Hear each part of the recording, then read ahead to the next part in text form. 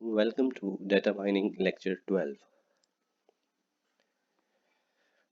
Similarity is commonly used concept in data mining.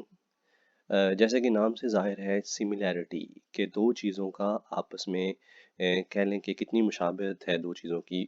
Data mining के अंदर इसका बहुत ज़्यादा इस्तेमाल है, ख़ास तौर पे डाटा माइनिंग के एप्लीकेशन में। जैसे कि हम बात कर लेते हैं दो इमेजेस को अगर कंपेयर करना हो कि वो आपस में कितने सिमिलर हैं, इस तरह दो डाटा वैल्यूज़ डाटा पॉइंट्स को देखना कि वो आपस में कितने सिमिलर हैं।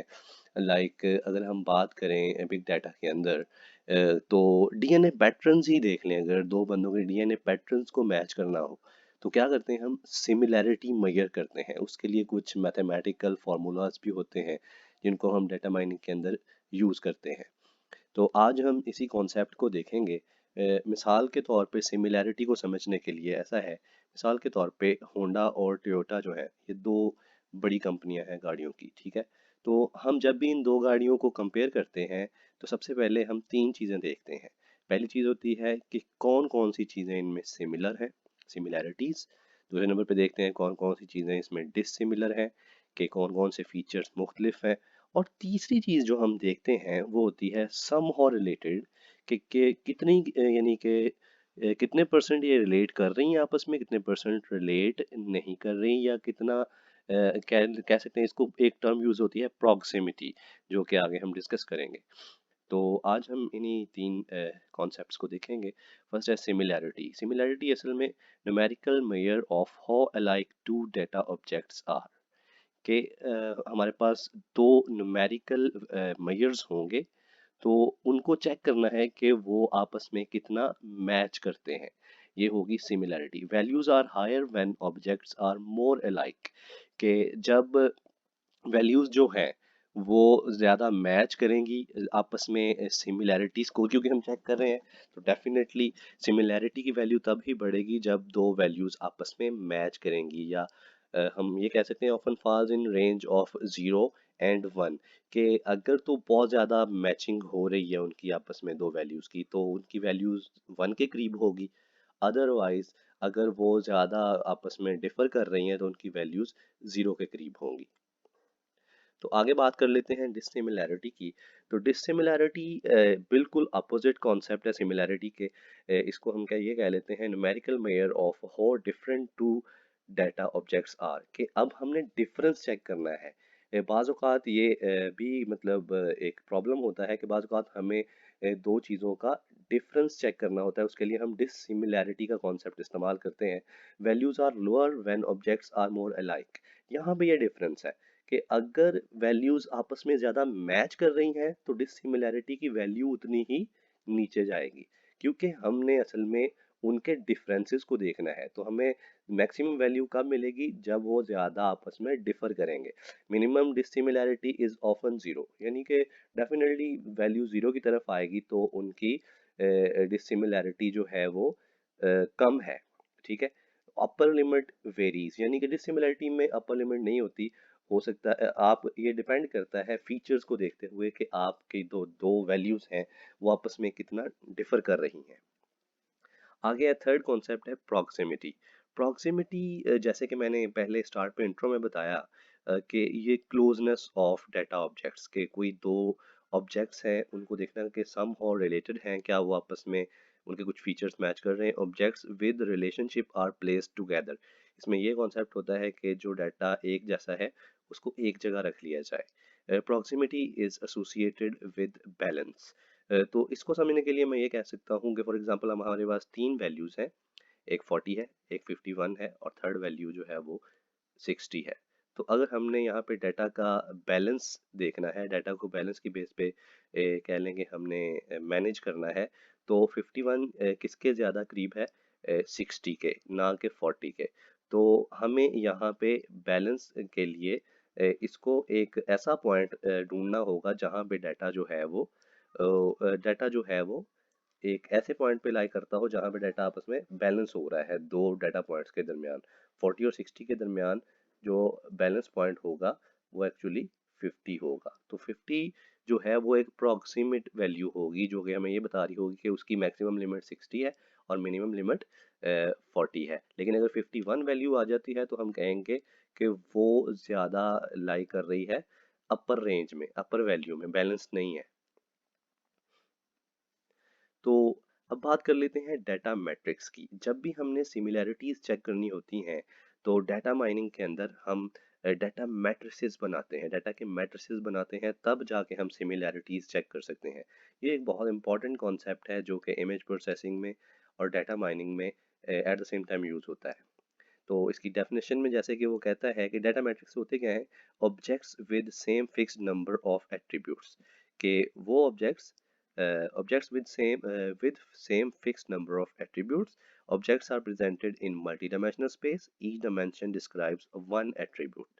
असल में जब भी आपने दो वैल्यूज को देखना होता है तो उसका एक मैट्रिक्स बनता है। फॉर एग्जांपल आप ये कह सकते हैं हम कि अगर आपने वेट और एज, दो आपके पास फर्ज कर लें कि कोई वेरिएबल है, वेट और एज, इनको आपने प्रेजेंट करना है, हमें एक इनके लिए एक मैट्रिक्स बनाना पड़ेगी जो कि दो डायमेंशनल होगी, टू डायमेंशनल। क्यों? क्योंकि हमारे पास एट्रीब्यूट्स दो होंगे। एक्स एक्सिस पे हम वेट्स को रख लेंगे और वाई एक्सिस पे हम एज को रख लेंगे। लेकिन if we add a third parameter it will be a three dimensional matrix.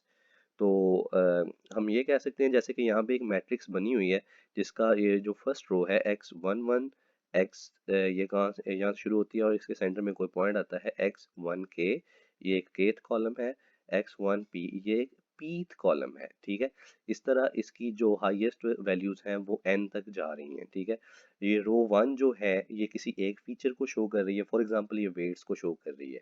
ठीक है, आपका जो डाटा सेट है उसके वेट्स को शो करने के लिए ये x1 वाली रो x1 से लेके x1 p तक pth एलिमेंट तक जा रही है। इस तरह उसके बाद अगर हम एज को देखना चाह रहे हैं तो सेकंड रो एज के लिए यूज हो रही है। इस तरह अगर थर्ड रो की हम बात कर लें वो फॉर एग्जांपल जेंडर के लिए है। यानी कि डिपेंड्स कि हमारी प्रॉब्लम क्या है, यानी कि प्रॉब्लम के अंदर जितने पैरामीटर्स जितने एट्रीब्यूट्स होंगे उतने ही नंबर ऑफ रोज और कॉलम्स हमारे मैट्रिक्स के बढ़ेंगे। तो इन्हीं मैट्रिसेस को हम आपस में कंपेयर करते हैं और उससे हम सिमिलैरिटी स्कोर्स चेक करते हैं। तो इसकी आगे एक बहुत इंपॉर्टेंट कॉन्सेप्ट आ रहा है डिसिमिलैरिटी का। तो डिसिमिलैरिटी फॉर एग्जांपल हमने डाटा मैट्रिक्स है उसमें डिसिमिलैरिटी कैसे चेक करनी है। डिसिमिलैरिटी हमारे पास एक n डेटा पॉइंट्स है but registers only the distance are triangular matrix. ये बातें मैं आपको बाद में बताता हूँ, एक दफ़ा नीचे मैट्रिक्स की तरफ देख लेते हैं। आप देख रहे होंगे कि ये एक डायगोनल में 0 0 मैट्रिक्स आ रहे हैं और नीचे जो है वैल्यूज हैं, लेकिन वो भी आपस में मैच नहीं कर रही, बल्कि वो वैल्यूज जो हैं वो डिफरेंट हैं एक दूसरे से, लेकिन ऊपर वाला पोर्शन खाली है। तो एक बात यहाँ पे जो समझने की है कि डिसिमिलरिटी मैट्रिक्स हमेशा एक ट्राइंगल की फॉर्म में होता है। ये क्यों होता है ये मैं अगली स्लाइड में बताऊंगा आपको।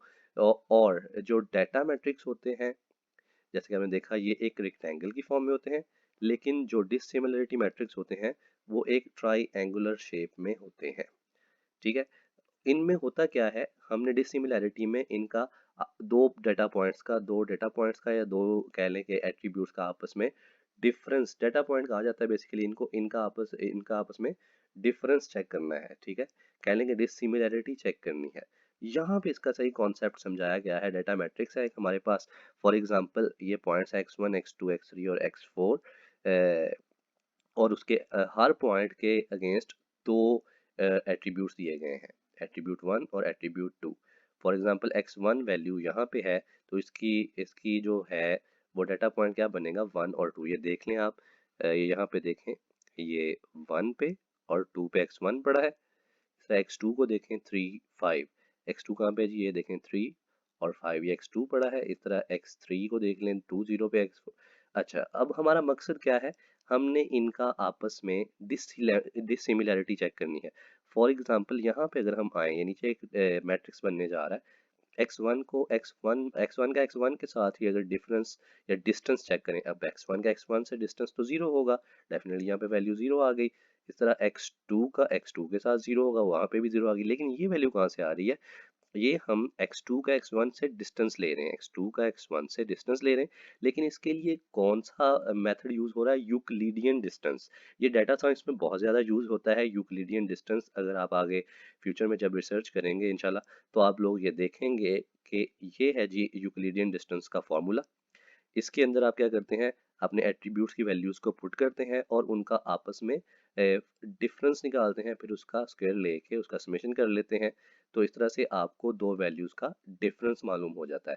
और आप देखेंगे ये सारी वैल्यूज जो हैं, ये एक रेक्टेंगल की फॉर्म में हमें मिल जाएंगी। और ये मैट्रिक्स असल में क्या शो कर रहा है, दो कह लें कि ये जो चार हमारे पास डेटा पॉइंट्स थे, उनका आपस में डिसिमिलैरिटी शो कर रहा है।